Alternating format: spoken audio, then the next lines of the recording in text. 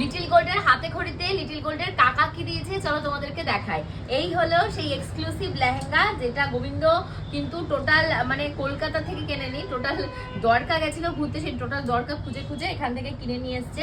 আর ও যেহেতু দাম দর করতে পারে না, ও এক দামের দোকানে গেছিল, সেখান থেকে কিনেছে। দামটা তোমাদেরকে দেখাচ্ছি, তার আগে তোমরা বলো লেহেঙ্গাটা দেখতে কেমন হয়েছে। ঘাগরা যেটাকে বলা হয়, আমি কিন্তু আমাদের কলকাতার এই সাইডে এরকম টাইপের জিনিস খুব কম দেখেছি, আমি দেখেছি।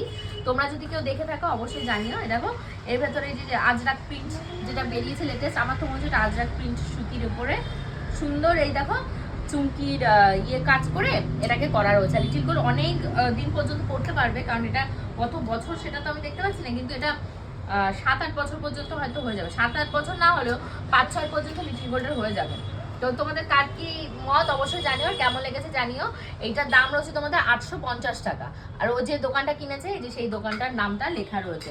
আমার তো ভীষণ ভালো লেগেছে। এই দেখো এটা রয়েছে ব্লাউজ, এর সাথে রয়েছে তোমাদের এই যে ম্যাচিং ঘাগরা, আর এর সাথে রয়েছে ওড়না। এইরকম লাগবে।